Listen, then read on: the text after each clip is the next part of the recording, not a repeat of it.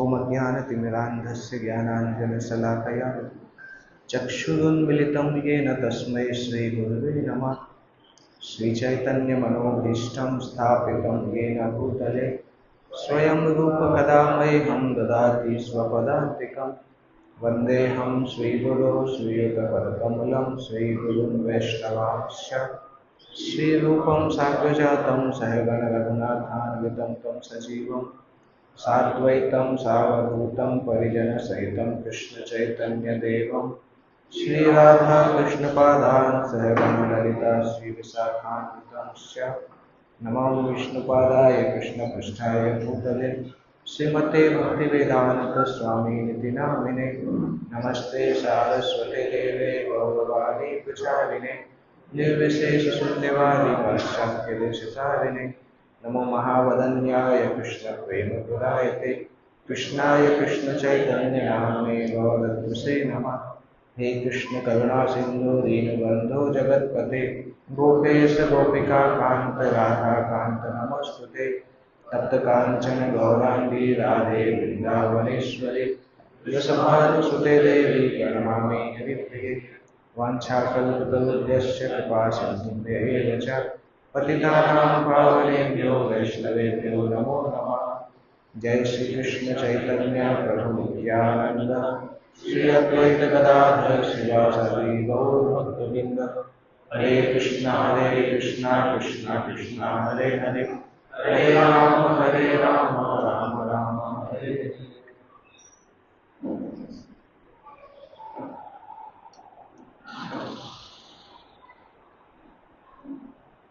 ओम नमो भगवते वासुदेवाय। ओम नमो भगवते वासुदेवाय। ओम नमो भगवते वासुदेवाय। नारायणं नमस्कृत्य नरं चैव नरोत्तमं देवीं सरस्वतीं व्यासं ततो जयमुदीरयेत्। नष्टप्रायेषु अभद्रेषु नित्यं भागवत सेवया भगवती उत्तमश्लोके भक्तिर्भवति नैष्ठिकी। श्रीमद् भागवतम स्कंद 3 अध्याय 26 प्रकृति के मूलभूत सिद्धांत श्लोक संख्या 53, 54 और 55। 53 और 54 मैं पढ़ता हूँ, 55 फिर हम पढ़ेंगे साथ में। हिरण्मयादण्डकोशात् उत्थाय सलिले शयात् तमाविश्य महादेवो बहुधा निर्विभेदतम्। श्री राधा गोविंद देव की जय, श्री सुसिद्धाई सची सूत की जय, जगत गुरु श्री प्रभुपाद की जय। विराट पुरुष श्री भगवान उस सुनहले अंडे में स्थित हो गए जो जल में पड़ा हुआ था, और उन्होंने उसे कई विभागों में बांट दिया। निर्विध्यतास्य प्रथमं मुखं वाणी ततोऽभवत् वाण्या बहिर्निरथो नाशे प्राणो तो घ्राण एतयोः। सर्वप्रथम उनके मुख प्रकट हुआ और फिर वाक इंद्रिय, और इसी के साथ अग्निदेव प्रकट हुए जो इस इंद्रिय के अधिष्ठाता देव है। तब 2 नथुने प्रकट हुए और उनमें घ्राणेन्द्रिय तथा प्राण प्रकट हुए। तात्पर्य, वाणी के प्रकट होते ही अग्नि भी प्रकट हुई, और दोनों नथुनों के प्रकट होते ही प्राणवायु, श्वसन क्रिया तथा घ्राणेन्द्रिय प्रकट हुए। 55 श्लोक मेरे पीछे दोहराइएगा। ध्यानात् वायोरभिद्येता अक्षिणी चक्षुरेतयोः तस्मात् सूर्योऽन्यभिद्येताम् कर्णौ श्रोत्रं ततो दिशः। घ्राणात् वायुरभिद्येताम्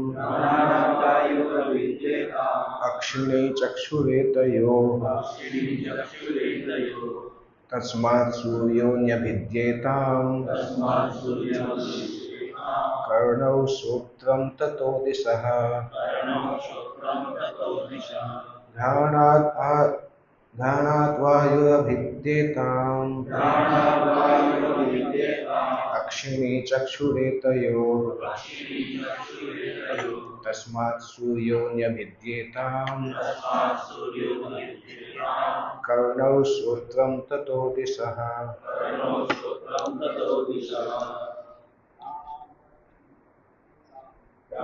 घ्राणात्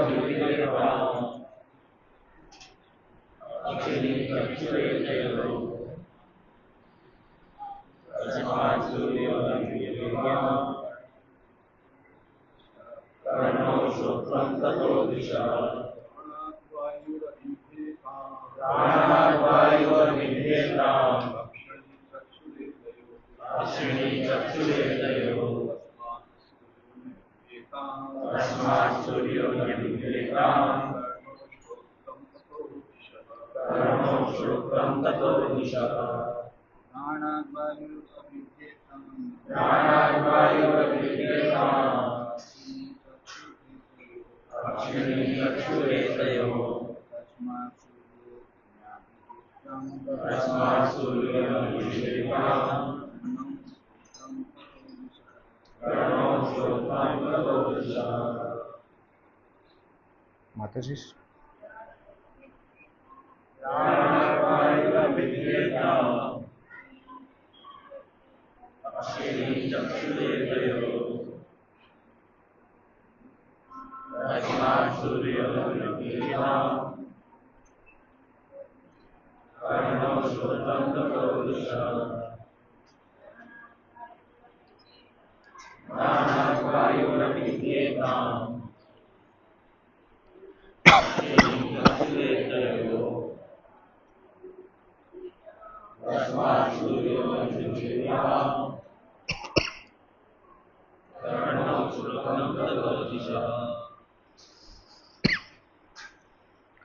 घ्राणात्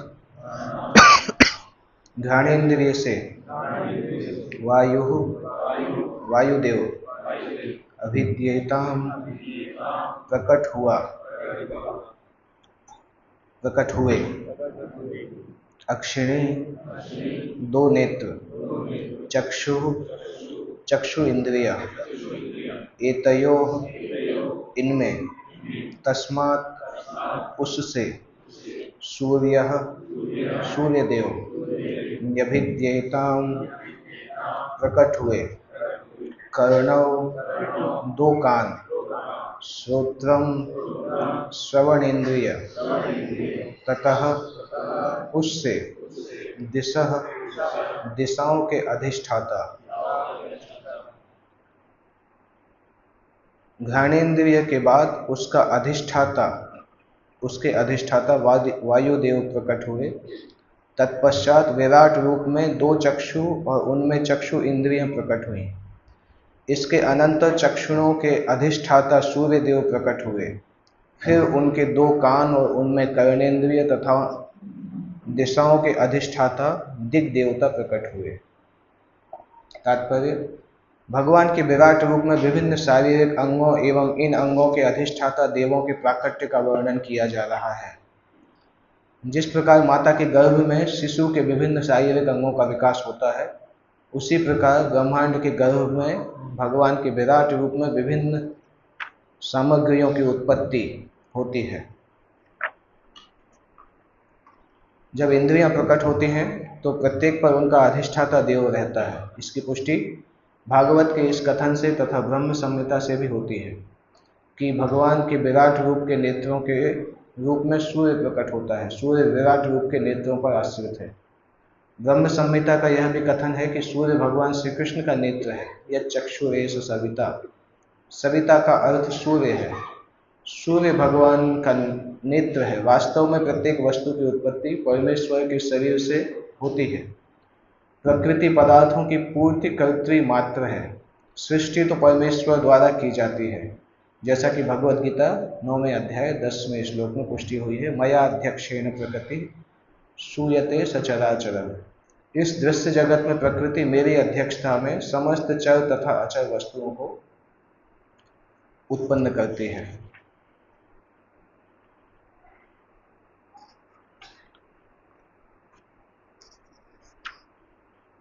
तो यहाँ पर अभी तक ब्रह्मा जी का जन्म नहीं हुआ है ना?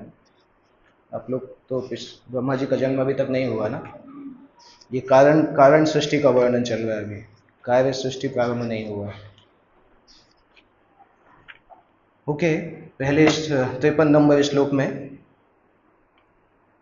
क्या बताया गया है? हिरण्मयाद अंडकोशात उत्थाय सलिले शयात। भगवान जल में लेटे हुए थे, शयन कर रहे थे। वहां से उठकर, उत्थाय मतलब वहां से निकलकर, हिरण्मयात अंडकोशात, उस अंडकोश में भगवान स्थित हुए।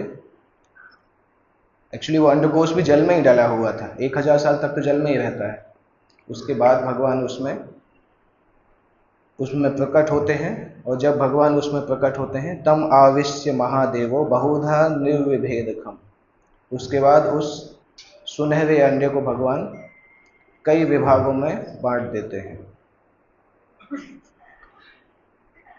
तो इसके पहले वो हुआ होगा, देवताओं की प्रार्थना हुई थी भगवान के बारे में। शायद वो भगवान कपिल की शिक्षा में उतना डिटेल में नहीं आता है, इसके पहले सेक्शन में आता है। जो कार्यकारी देव हैं वो भगवान से प्रार्थना करते हैं कि प्रकृति के सारे सिद्धांत हैं परंतु एक दूसरे से मिल नहीं रहे हैं, तो आप कृपा करिए जिससे कि हम आपकी कोहेसिव एनर्जी, क्या बोलेंगे, संगठन शक्ति को आप भेजिए, जिसके कारण हम इन प्रकृति के मूलभूत तत्वों को मिला के प्रकृति का निर्माण कर सके। और प्रकृति का निर्माण करने के बाद उस प्रकृति को आपकी सेवा में यूज कर सके। क्योंकि अगर हमसे बोला गया है कि आपको कोई यज्ञ आयोजित करना है तो यज्ञ की जो सामग्री है वो भी जो ऑर्गेनाइजर होगा वही प्रदान करता है। तो इसीलिए देवता यहाँ देवता मतलब प्रार्थना करते हैं तो भगवान विष्णु से ही बोलते हैं कि अगर आप, जैसे प्रकृति के 24 तत्व तो अलग अलग जगह रखे थे, जल यहाँ पे है, भूमि यहाँ पे है, इस तरह से अलग अलग तत्व तो रखे हुए हैं, परंतु एक दूसरे से मिल नहीं रहे हैं क्योंकि भगवान की संगठन शक्ति का परमिशन अभी तक नहीं मिला है। तो काल शक्ति भी है, स्वभाव शक्ति भी है, परंतु जोड़ने वाली शक्ति नहीं है। तो उसके लिए देवता प्रार्थना करते हैं कि वो शक्ति भी आप प्रदान करिए जिससे कि हम इस क्रिएशन को कर सकें और इस क्रिएशन को आपकी सेवा में उपयोग कर सकें।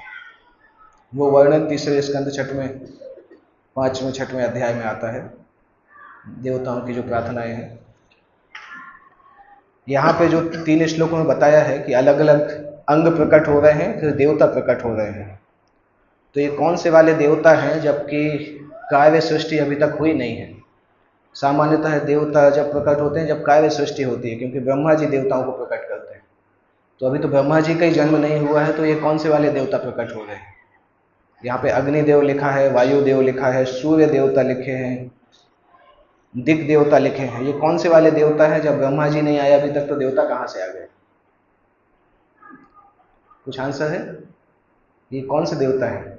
ब्रह्मा के पहले तो देवताओं का जन्म होता नहीं है, तो ये कौन से वाले देवता निकल रहे हैं। भगवान के धाम के जो देवता शाश्वत रूप से हैं वो प्रकृति के तत्वों के साथ साथ संसार में आते हैं। महाविष्णु के शरीर से आते हैं, या महाविष्णु के शरीर से ही आते हैं, फिर हर ब्रह्मांड में जाते हैं।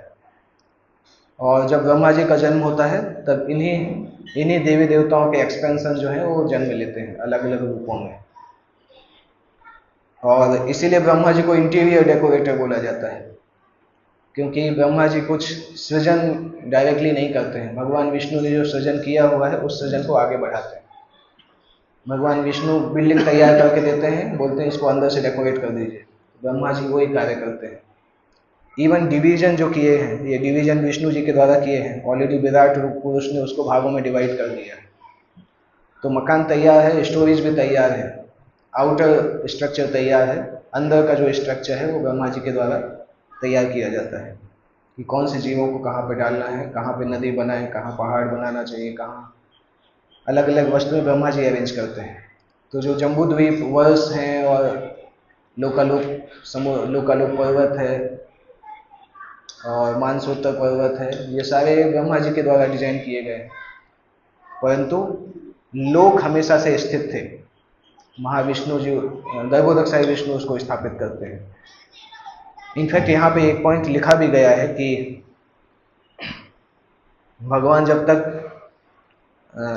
प्रवेश नहीं करते हैं किसी वस्तु में तब तक वो वस्तु संसार में एक्टिव नहीं होती है।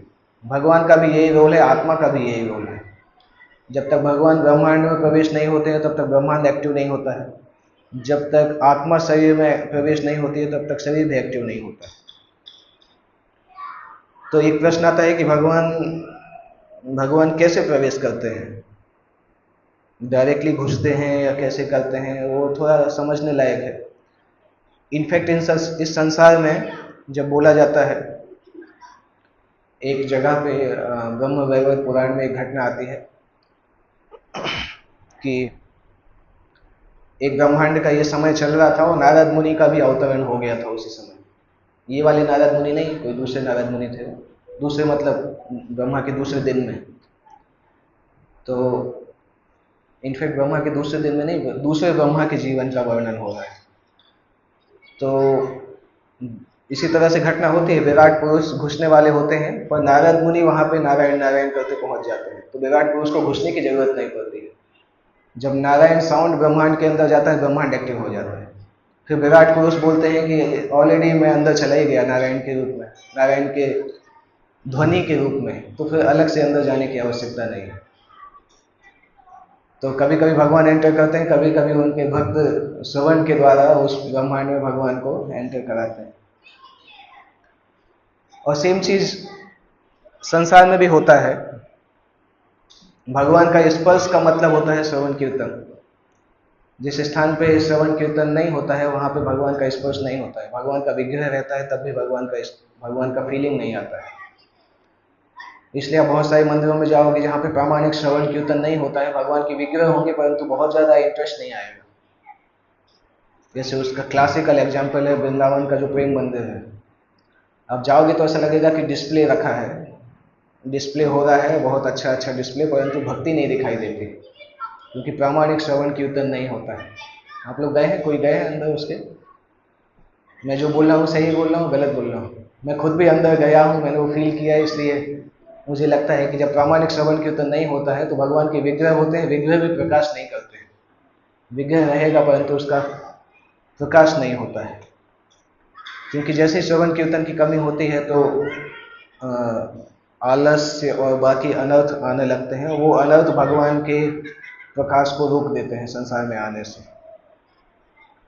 तो इससे एक चीज़ भी सीख सकते हैं कि जब भी किसी मंदिर में श्रवण कीर्तन को प्राइम फोकस पे नहीं रखा जाता है तो मंदिर के सारे क्रियाकलाप ढीले हो जाते हैं, लोग भी ढीले हो जाते हैं, सेवाएं भी ढीली हो जाती हैं, मंदिर भी ढीला हो जाता है।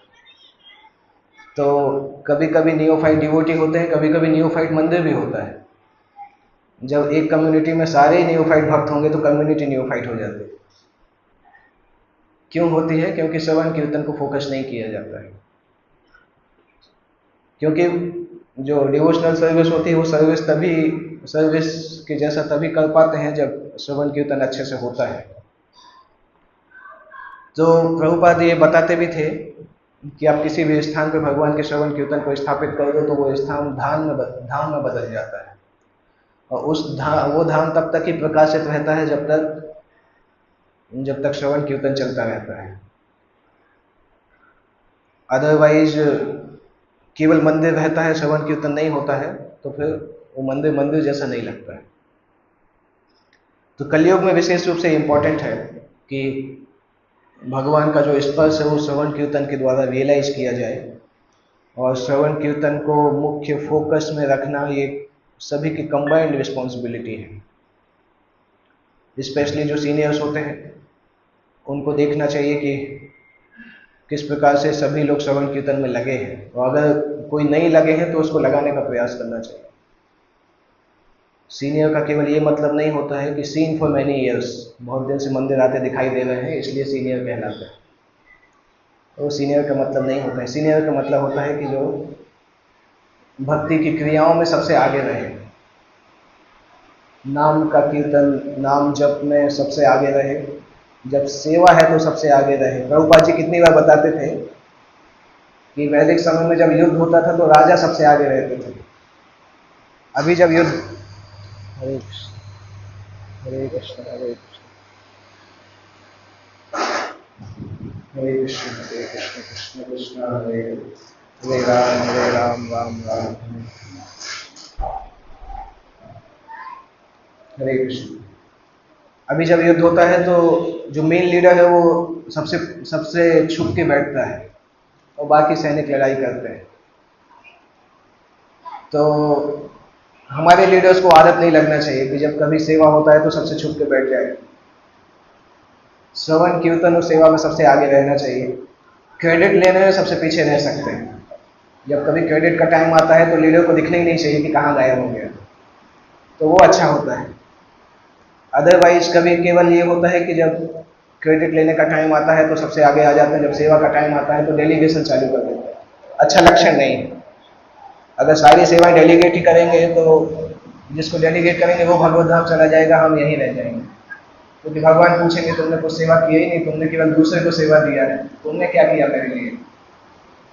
तो हमारी पर्सनल ऑफरिंग भी कुछ होना चाहिए भगवान के लिए।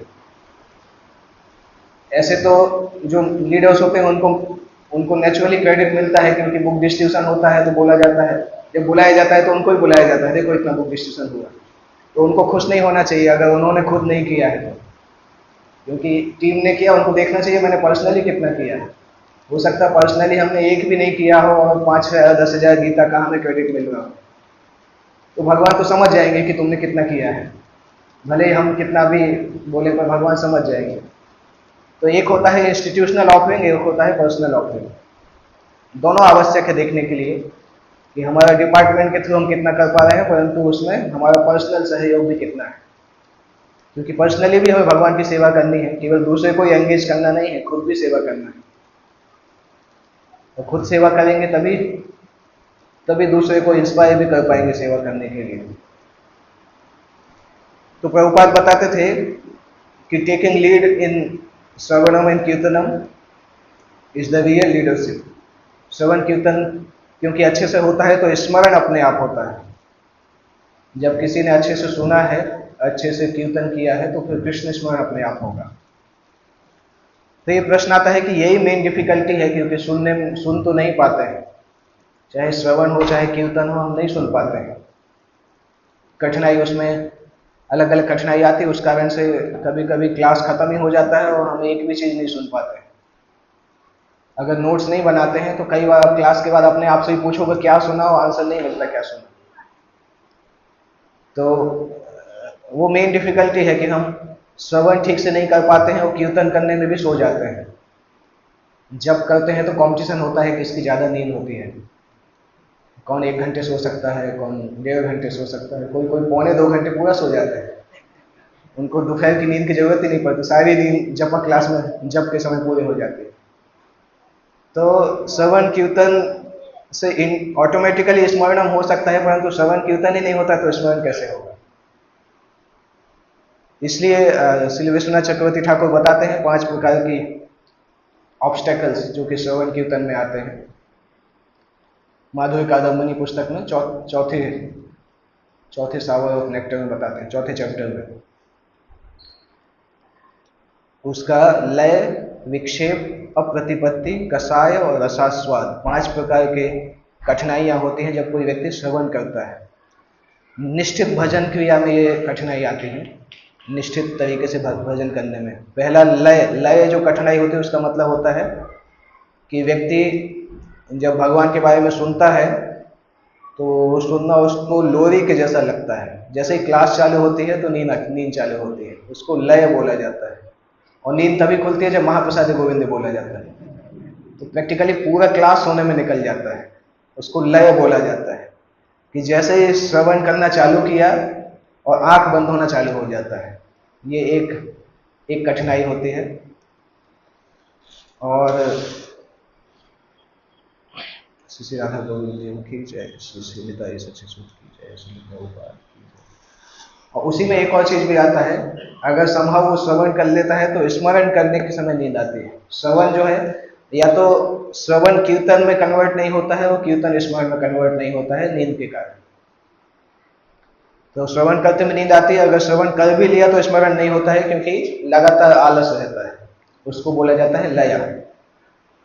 दूसरा बोला जाता है विक्षेप। विक्षेप का टेक्निकल मतलब होता है डिस्ट्रक्शन, बीच बीच में रुक जाना।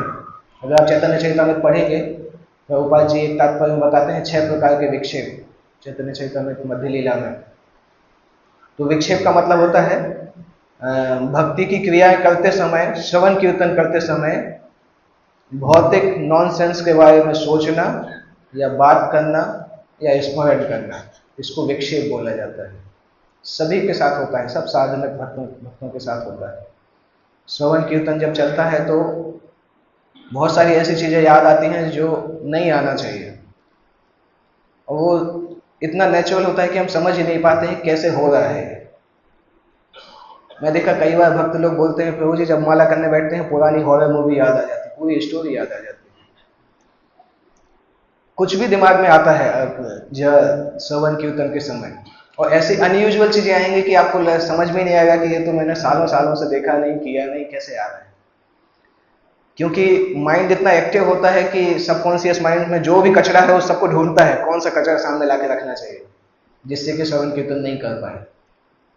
और जो भी सबसे अच्छा कचरा लगता है उसको वो सामने रख देते हैं, ऐसा कचरा जो हमें भी अच्छा लगता है, और जब के समय हम उसको याद करते जाते हैं। कभी कभी पुरानी हॉरर मूवी होगी या बचपन में देखे हुई मूवी होगी या कुछ पिकनिक के सीन्स होंगे, वो सब कुछ याद आता है, वो सब विक्षेप कहलाता है। श्रवण कीर्तन करते समय भौतिक नॉनसेंस वस्तुओं को सोचना, वो विक्षेप का लक्षण होता है। और ये बहुत ऊंचे लेवल तक होता रहता है, जब तक हम अनिश्चित भजन क्रिया से ऊपर नहीं आते हैं तब तक होता है। हो सकता है फ्रिक्वेंसी कम हो जाए। सबके साथ होता है। हम एग्जाम्पल देख, इवन मैंने खुद भी फील किया है कि कई बार चीज़ें ऐसी दिमाग में आती हैं जब करते समय कि हम इमेजिन ही नहीं कर सकते। जैसे फॉर एग्जांपल 2000, मैंने एक बार बचपन में बहुत पुरानी मूवी देखी थी, हॉरर मूवी थी, जानी दुश्मन नाम से, 1980 में बनी थी वो मूवी। मैंने नाम लिया, आप सबको स्टोरी याद आ गई होगी शायद, जिसने देखा होगा। तो अब इमेजिन करिए, वो मूवी तो मैंने देखी थी शायद मैं 7वीं 8वीं क्लास में रहा होगा, 8वीं 10वीं क्लास में रहा होगा। उसके बाद ना तो मूवी का नाम याद था और ना उसके कैरेक्टर्स कुछ ऐसे याद थे, परंतु मैं एक आध साल पहले जब कर रहा था तो पूरा स्टोरी, पूरे कैरेक्टर सब मूवी याद आ गई। मैं सोचा कहाँ से निकल के आई, 25 साल से उसको देखा नहीं मैंने, तो कैसे निकल के आया। इसी तरह से माइंड माइंड का स्कैनिंग एकदम फास्ट हो जाता है, कौन सा कचरा है जो पीछे से लाके रखना है सामने, जिस कारण से श्रवण कीर्तन नहीं हो पाए। तो उसका मतलब है जब तक पूरा कचरा साफ नहीं होगा तब तक श्रवण कीर्तन अच्छे से नहीं हो पाएगा। पूरा का पूरा कचरा शिफ्ट डिलीट करना पड़ेगा, तब तब वो होगा। इसलिए तो हम बोलते हैं और ज्यादा कचरा मत जमा करो, क्योंकि पुराना कचरा निकालने में इतना समय लग रहा है, और ज्यादा कचरा जमा करते रहेंगे तो इस जन्म में निकल नहीं पाएगा, फिर अगला जन्म लेना पड़ेगा उस कचरे को साफ करने के लिए। इतना, इसलिए जितना है उतने में ही बंद कर दो एटलीस्ट, नहीं तो हम कचरा आगे से डालेंगे तो फिर कभी साफ होने वाला नहीं है। इसलिए भक्तों को सावधान रहना चाहिए, सोशलाइज करने के लिए, प्रीचिंग करने के लिए और कचरा अंदर नहीं डालें। कई बार प्रीचिंग के नाम पे हम कचरा डाल देते हैं, खुद को बहुत समस्या होती है, क्योंकि वो निकलता नहीं है, इतना आसान नहीं है सब कॉन्शियस माइंड से चीजों को निकालना, तो वो विक्षेप कहलाता है। तीसरा होता है अप्रतिपत्ति। अप्रतिपत्ति मतलब जब लय और विक्षेप नहीं होते हैं, लय विक्षेप से हम परेशान नहीं होते हैं, तब भी व्यक्ति में के अंदर कोई इंटरेस्ट नहीं होता है श्रवण कीर्तन करने का, मतलब इनडिफरेंस जैसा हो जाता है, ना तो सुनने की इच्छा ना पढ़ने की इच्छा, केवल घिसट घिसट के कर रहे हैं। हो सकता है लय भी नहीं हो रहा है, विक्षेप भी नहीं हो रहा है, परंतु अंदर से इच्छा ही नहीं हो रही है। तो कंबाइंड अनर्थ का जो इफेक्ट होता है व्यक्ति के श्रवण कीर्तन की टेंडेंसी को ही मार देता है। हमने कभी कभी ऐसा फील किया है, कुछ कुछ दिन ऐसे होते हैं किताब उठाने की इच्छा नहीं होती है, कुछ सुनने की इच्छा नहीं होती है, ऐसा लगता है सब बंद करके रख दो। वो ये अप्रतिपत्ति कहलाता है, कि जब कंबाइंड इफेक्ट होता है वो इतना वीक बना देता है कि हम कुछ भी श्रवण कीर्तन करना नहीं चाहते। कभी कभी वो स्थिति 1-2 हफ्ते तक भी चल जाती है, पर लंबा नहीं चलना चाहिए। ऐसी स्थिति का एक उपाय है कि कोई सीनियर भक्त के साथ में बैठ के डिवोशनल एक्टिविटी चालू कर दो 2-3 दिन, तो वो रेल जो है वो ट्रैक पे वापस आ जाती है। इसको अप्रतिपत्ति बोलते हैं। चौथा ऑब्स्टेकल आता है कसाय। कसाय का मतलब भक्ति की क्रियाएं करते समय लोभ, गुस्सा, एरोगेंस, इन सब आदतों को डिस्प्ले करना, ये कसाय कहलाता है। भक्ति की क्रियाएं भी चल रही हैं, परंतु हम एंगर, ग्रीड, एरोगेंस इन सब चीजों पर कार्य नहीं कर रहे हैं, तो वो हमारे व्यवहार में निकल के आ रही है, तो वो भी श्रवण कीर्तन में ऑब्स्टेकल का कार्य करती है। उसके बाद आता है रसास्वाद, कि हमारा मन इंद्रिय सुख में इतना आसक्त है कि ज्यादातर उसके ऊपर मेडिटेट करता रहता है, उस मेडिटेशन के कारण श्रवण और कीर्तन कभी ध्यान से कर ही नहीं पाते। तो ये 5 वस्तु हैं जो हमें श्रवण कीर्तन में अच्छी अवस्था में आने से रोक देती है: लय, विक्षेप, अप्रतिपत्ति, कसाय और रसास्वाद।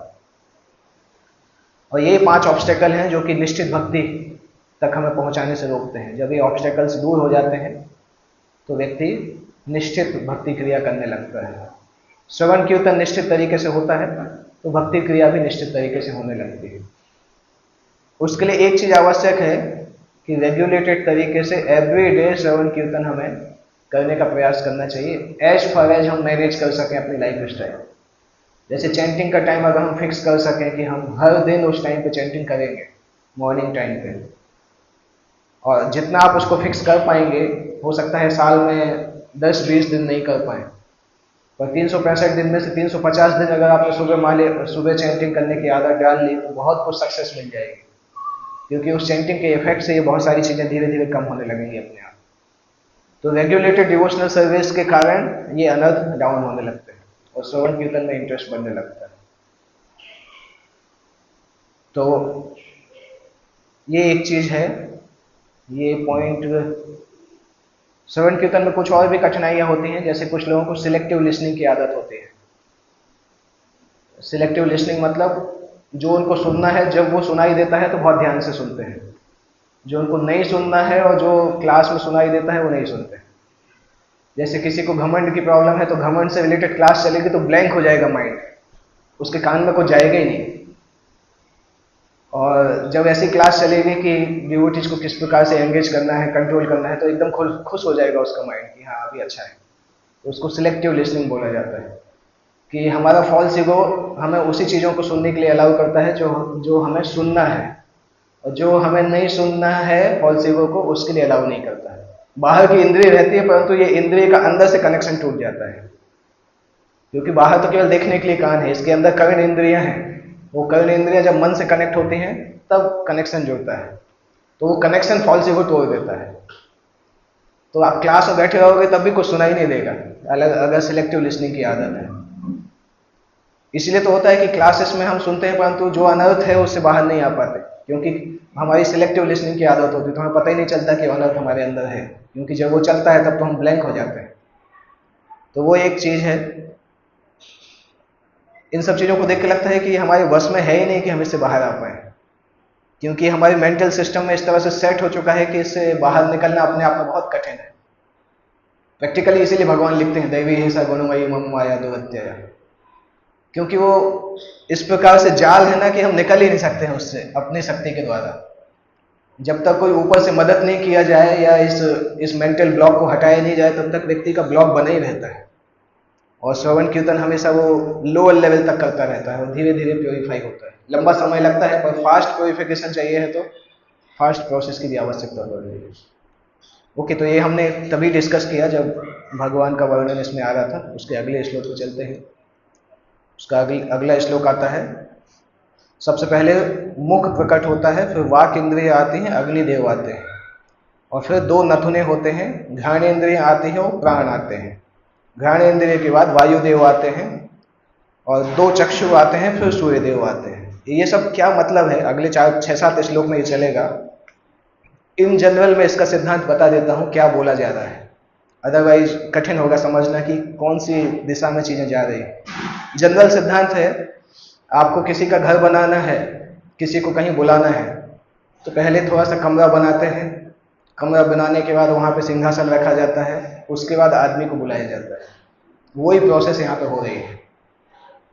पहले घर बनाया जाना, उसके बाद बैठने का स्थान बनाना, उसके बाद उसको आमंत्रित करना।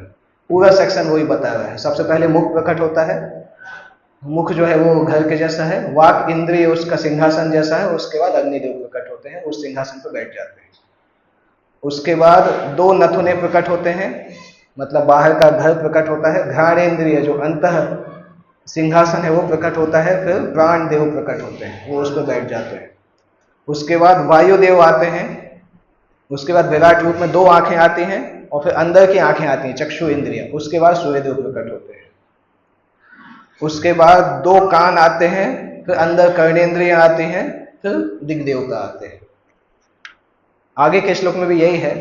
विराट पुरुष की त्वचा आती है, उस पर फिर बाल आते हैं, फिर मूछ और दाढ़ी आती है, उसके बाद जड़ी बूटियां आती हैं, फिर जननेंद्रियां आती हैं। उसी तरह से लिखा है, मतलब एक ही श्लोक में सब लिख दिया, उसका मतलब है कि उतना डिटेल में लिखा नहीं है, परंतु सेम सीक्वेंस फॉलो होगा। पहले घर बनाया जाएगा, फिर सिंहासन बनाया जाएगा, फिर उस मालिक को वहां पर बिठाया जाएगा। सारे देवता इसी प्रकार से विराट रूप में प्रकट होते हैं। और ये क्रिएशन का एक ऐसा हिस्सा चल रहा है जो हिस्सा बहुत कठिन है समझने के लिए, क्योंकि विराट रूप की अभिव्यक्ति अपने आप में कठिन है। श्रीमद् भागवतम के अंदर भी विराट रूप को अलग अलग तरीके से वर्णन किया है। 5वें स्कंद में जब वर्णन आता है शिशुमार चक्र का, वहां भी विराट रूप का वर्णन आता है, क्योंकि शिशुमार चक्र भी विराट रूप का एक हिस्सा है। और ये विराट रूप भी है जिसके ऊपर लोग ध्यान देते हैं। कुछ कुछ योगी होते हैं जो इसके ऊपर ध्यान भी करते हैं, परंतु ऐसे योगियों को बताया जाता है कि वो योग की निचली अवस्था में, क्योंकि वो भगवान के दिव्य रूप पर ध्यान नहीं करते, इसलिए विराट रूप पर ध्यान करते हैं। और ये प्रश्न आता है कि उन योगियों की दशा क्या होती है। जैसे ब्रह्मज्ञानी की क्या दशा होती है? ब्रह्मज्ञानी कहाँ जाता है? ओके, जो परमात्मा पर ध्यान करता है वो कहाँ जाता है?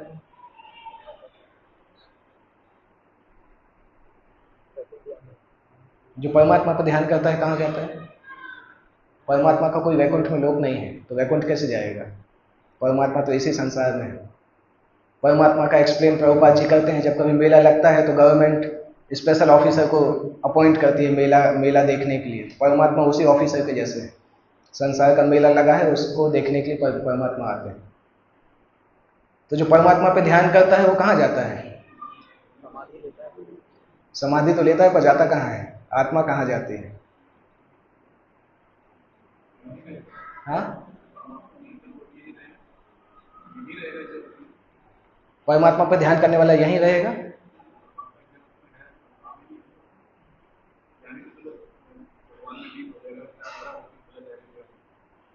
कहाँ चला जाएगा? ब्रह्म ज्योति में। और कोई आंसर है? जहाँ पे उसकी नेक्स्ट गति होगी, वो ही पूछ रहा हूँ, नेक्स्ट गति कहाँ होगी? क्योंकि परमात्मा पर ध्यान लगा देगा तो उसका कर्म बंधन तो कम खत्म हो जाएगा, पर जाएगा कहाँ? आप लोगों ने पढ़ा है, ये दूसरे स्कंद की क्लासेस में सुना होगा। दूसरे स्कंद में इसका वर्णन आता है, 2 प्रकार के योगी। कम से कम ब्रह्म ज्योति जाएगा, ज्यादा से ज्यादा कहाँ जाएगा?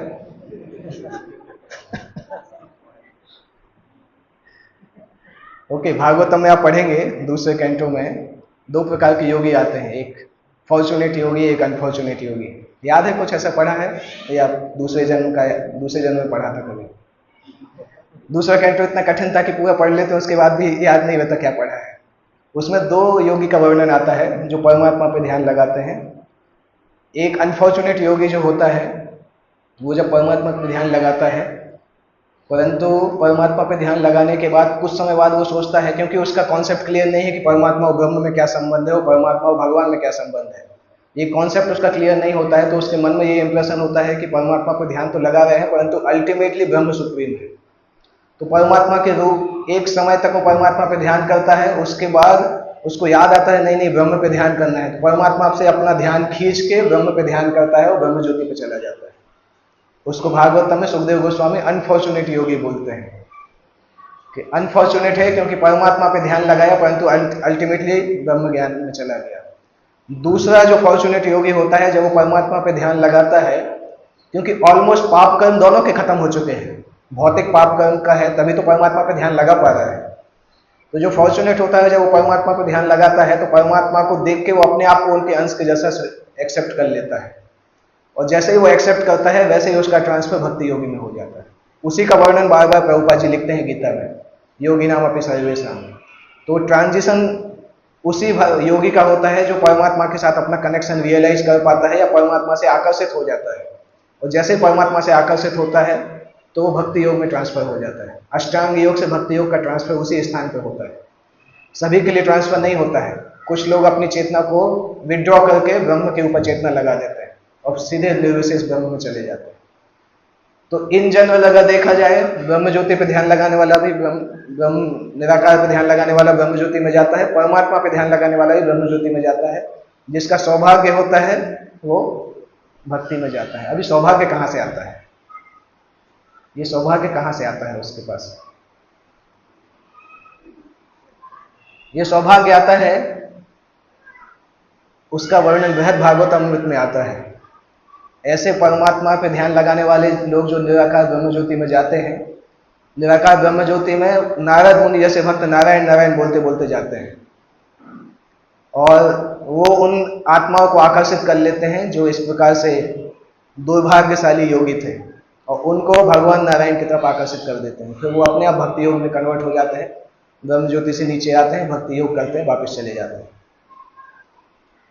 तो ये वर्णन दूसरे स्कंद में आता है पूरा, आप तात्पर्य में पढ़ेंगे तो इसका वर्णन आता है। 2 प्रकार के योगी, क्रमिक मुक्ति का वर्णन आता है। एक्चुअली क्रमिक मुक्ति एक और मुक्ति होती है जिसमें योगी की इच्छा होती है कि हमें भगवान के धाम तो जाना है, परंतु देखते देखते जाना है संसार में क्या है, भले ही भोग नहीं करना है परंतु देखने की इच्छा है, तो उसको क्रमिक मुक्ति बोले जाता है। वो एक एक लोक में जाता है तो फाइनली उछल के ध्रुव में जाता है, फिर शिशुपाल चक्र में जाता है, फिर वहाँ से वह श्वेत द्वीप में जाता हुआ वैकुंठ चला जाता है। वो क्रमिक मुक्ति का वर्णन उसमें आता है। तो यहाँ पे जो विराट रूप के उपासक हैं ये उससे नीचे आते हैं, क्योंकि विराट रूप के उपासक तो मुक्ति को प्राप्त नहीं करते हैं डायरेक्टली। विराट रूप के उपासक जो है वो क्रमिक मुक्ति को ही प्राप्त करते हैं। जब ब्रह्मा का आयु खत्म होता है तो ब्रह्मा जी के साथ भगवान के धाम जाते हैं ब्रह्मलोक तक जाने के बाद। यहाँ तात्पर्य में वर्णन हो रहा है कि भगवान के विराट रूप में विभिन्न शारीरिक अंग तथा इन अंगों के अधिष्ठाता देवों के प्राकट्य का वर्णन किया जा रहा है। जिस प्रकार माता के गर्भ में शिशु के विभिन्न शारीरिक अंगों का विकास होता है, उसी प्रकार ब्रह्मांड के गर्भ में भगवान के विराट रूप में विविध सामग्रियों की उत्पत्ति होती है। और जब इंद्रियां प्रकट होती हैं तो अधिष्ठाता देव भी प्रकट होते हैं। जिस प्रकार सूर्य जो है वो दृष्टि चक्षु के अधिष्ठाता देव है, इसलिए सूर्य को अधिदैव बोला जाता है। गीता में ये क्वेश्चन आता है, अधिदैव कथम प्रोक्तम देहेस्मिन् मधुसूदन प्रयाण काले, कौन से अध्याय में आता है? 8वें अध्याय में आता है ना। तो गीता में इसका वर्णन आता है, अधिदेव अधिभूत अधियज्ञ तीनों क्या कहलाते हैं, उसी का वर्णन यहाँ पे आ रहा है। सृष्टि में इनका क्या मीनिंग है। अधिदेव कहलाते हैं अधिष्ठाता देवता, इंद्रियों के अधिष्ठाता देवता, उनको अधिदेव बोला जाता है।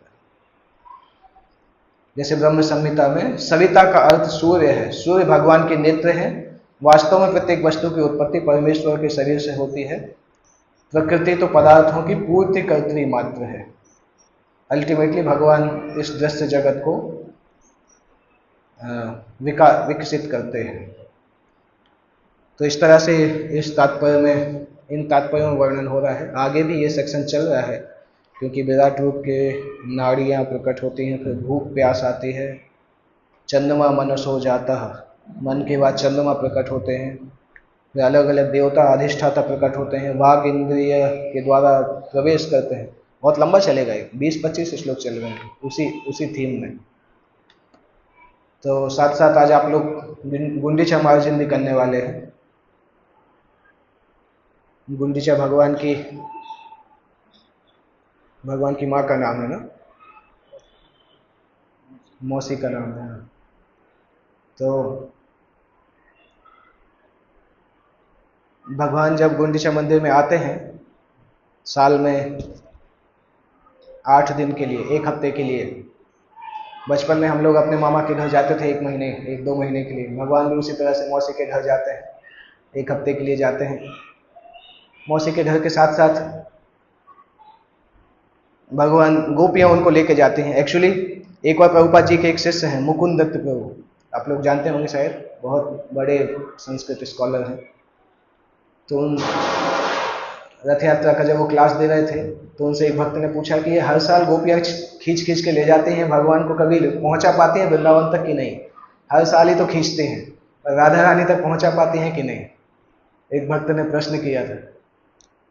तो मुकुंदत प्रभु बोलते हैं, अच्छा प्रश्न है, आज तक मैंने सुना नहीं, इसका आंसर क्या होता है? हम लोग रथ यात्रा तो हमेशा करते हैं। तो भगवान फाइनली राधा रानी से मिल पाते हैं कि नहीं? पर ये श्री जीव गोस्वामी इसमें गोपाल चंपू पुस्तक में लिखते हैं एक जगह पे कि भगवान राधा रानी से वास्तविकता में मिलते हैं 7 दिन के लिए, क्योंकि गुंडीचा में राधा रानी आती है या अपने आप को प्रकट करती हैं। टेक्निकली अगर 5,000 साल पहले की घटना में देखा जाए तो कुरुक्षेत्र से जब गोपियाँ भगवान को खींच के लेके गई थी तो पास में वृंदावन जैसा कोई उद्यान था, वहाँ लेके गई थी और वहाँ पे श्रीमती राधा रानी और कृष्ण का मिलन हुआ था। तो उसी के याद में हर साल हम ये मनाते हैं और उसका संदेश यही होता है कि राधा रानी को हम बोलते हैं, राधा रानी हम आपके कृष्ण को लेके आ गए। रथ खींचने का मतलब वही होता है। और गुंडीचा मार्जन का मुख्य उद्देश्य होता है कि भगवान आ रहे हैं तो जब कभी कोई बहुत बड़ा व्यक्ति सर्वे के लिए आता है, रहने के लिए आता है, तो उसके लिए फैसिलिटीज क्रिएट किया जाता है। जैसे अगर आपको अपना घर अच्छा बनवाना है तो घर को बनवाने की जरूरत नहीं, प्रधानमंत्री को इनवाइट कर लो, घर तो गवर्नमेंट बना देगी। क्योंकि प्रधानमंत्री अगर कहीं जाएंगे तो सारी चीज़ें गवर्नमेंट के लोग आके अरेंज कर देते हैं। तो इसी तरह से अगर मंदिर को साफ रखना है तो जगन्नाथ जी को इन्वाइट कर लो, मंदिर अपने आप साफ हो जाएगा। नहीं तो भक्त लोगों को आलस आता है सफाई करने में। महाक्लीनिंग के समय कई बार आलस आता है। हमने तो देखा है कि महाक्लीनिंग में कठिन होता है लोगों को, कुछ लोग टाइम पास करते हैं, कुछ लोग फोटो खींचते हैं, कुछ लोग सोशलाइज करते हैं, कुछ 10-15 मिनट आधे घंटे झाड़ू लेके घूमते हैं, कुछ लोग 2-4 घंटे झाड़ू लेके घूमते हैं और बात करते रहते हैं। तो आलस रहता है, क्योंकि फिजिकल एक्टिविटी में आलस आता है। परंतु इंस्पिरेशन तब आएगा जब हम देखते हैं कि जगन्नाथ जी यहाँ पे बैठने वाले हैं, 1 हफ्ते तक रहने वाले हैं, साफ सफाई रहना चाहिए। तो वो गुंडीचा महाराज का सूचक है। वो चैतन्य महाप्रभु ने उसका ये भी मतलब बताया है कि जितना हम मंदिर की सफाई करते हैं उतना हृदय भी साफ होता है। इसलिए एक बार प्रयास करके देखिए, शुरू से लास्ट तक गुंडीचा महाराज में सेवा करके देखिए, आपको ऐसा लगेगा सिर से बहुत बड़ा बोझ कम हो गया है। जो अनर्थ का बोझ है ना, वो एकाएक कम हो जाता है। जिन भक्तों ने किया है उनको फील भी हुआ है। अगर आप गुंडीचा महाराज जी में पूरी तरह से लग जाएंगे, शुरू से लास्ट तक सेवा करते रहेंगे, आप देखेंगे उस दिन चैंटिंग इतना अच्छा होगा कि आपने सालों सालों से नहीं किया होगा उतना अच्छा चैंटिंग। वो प्रभाव है, क्योंकि ये बोनस वाले दिन होते हैं। एकादशी बोनस वाला दिन होता है, जन्माष्टमी महा बोनस होता है, गुंडीचा महाराज भी महा बोनस के जैसा है। एक ही दिन में आप सालों सालों की डिवोशनल सर्विस परफॉर्म कर सकते हैं, और उसी दिन नहीं करेंगे तो फिर पीछे रह जाएंगे। तो इसलिए अभी 9 बजे चालू होने वाला है। देखते हैं 9 बजे से 1 बजे तक कौन भक्त यहाँ पे टिकता है, और कितने लोगों को तुरंत कुछ अर्जेंट काम याद आता है, घर जाना पड़ता है, फिर वापस नहीं लौटते हैं। देखते हैं क्या होता है, ये तो 1 बजे पता चलेगा। पर प्रयास करिए कि साल में 1 बार दिन मौका आता है ऐसा गुंडीचा महाराज का, और हर साल हमें ये मौका मिलता है कि हम बहुत सारे अनर्थों को खत्म कर सकें एक साथ। तो जितना मेहनत करेंगे, चैतन्य महाप्रभु तो क्या है, 1 बार सफाई करते थे तो दूसरी बार फिर से सफाई करते थे, और काउंट करते थे कौन कितना कचरा बाहर निकाल रहा है। जो कम कचरा निकालता था उसको डांट भी पड़ती थी, जो ज़्यादा निकालता था उसको प्रशंसा भी होती थी। भक्त लोग उसके बीच बीच में मजे भी करते थे। चैतन्य महाप्रभु के चरणों पर कोई पानी डालता था और दूसरा आके पी लेता था, ये सब भी चलता रहता था उसमें। पर अल्टीमेटली गुंडीचा मंदिर इतना साफ हो जाता था, उस चैप्टर में आता है कि गुंडीचा मंदिर चैतन्य महाप्रभु के हृदय के जैसा साफ दिखाई दे रहा था, इतना साफ हो गया था। तो उतना ही साफ हमें इस मंदिर को करना चाहिए कि हमारे हृदय जैसा नहीं दिखे, प्रभुपाद के हृदय जैसा दिखे। हमारे हृदय जैसा नहीं दिखना है उसको, प्रभुपाद के हृदय जैसा दिखना चाहिए। सफाई करते समय कुछ चीज़ें ध्यान रखिए। ज़्यादातर जब मंदिर की सफाई करते हैं उसके अगले दिन इलेक्ट्रिकल कनेक्शन बिगड़ जाते हैं, तो भाव भाव में आके लॉजिक को मत भूल जाइएगा। जो प्लग पॉइंट्स है उसको पन्नी से ढक दीजिए, और अगर पाइप से फव्वारा मार रहे हैं तो पंखे के ऊपर ध्यान से मारिए, नहीं तो इलेक्ट्रिसिटी का खर्चा बढ़ जाता है। अगले दिन सारे प्लग खराब हो जाते हैं, लाइट नहीं जलती है, क्योंकि कोई भक्त ने जोश में आके सफाई कर दिया, गुंडीचा महाराज की सफाई कर दी। तो इन सब चीज़ों का ध्यान दीजिएगा कि कहीं सर्विस करने के बजाय डिससर्विस नहीं हो जाए, सेवा करने गए पर चीज़ों को खराब करके आ गए। ओके, तो यहाँ पर एंड करते हैं। किसी को कोई प्रश्न पूछना है तो पूछ सकते हैं, एक प्रश्न।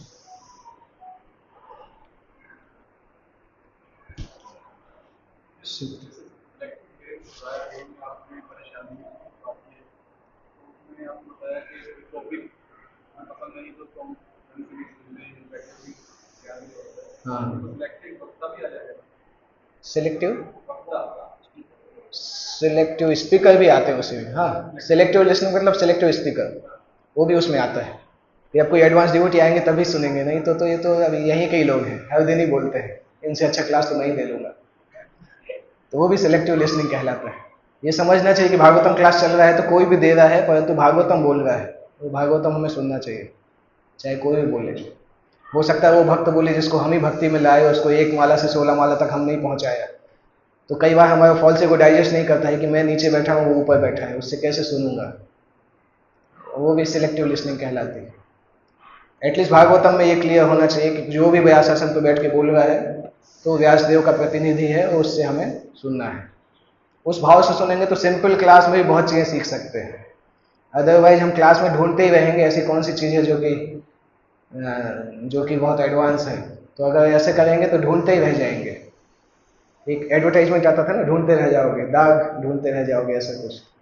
तो अगर उस तरह से सिलेक्टिव लिसनिंग करेंगे तो ज़्यादा सीख नहीं पाएंगे भागवतम क्लास में। ओके, श्रीमद् भागवतम की जय। जगत गुरु श्रील प्रभुपाद की जय।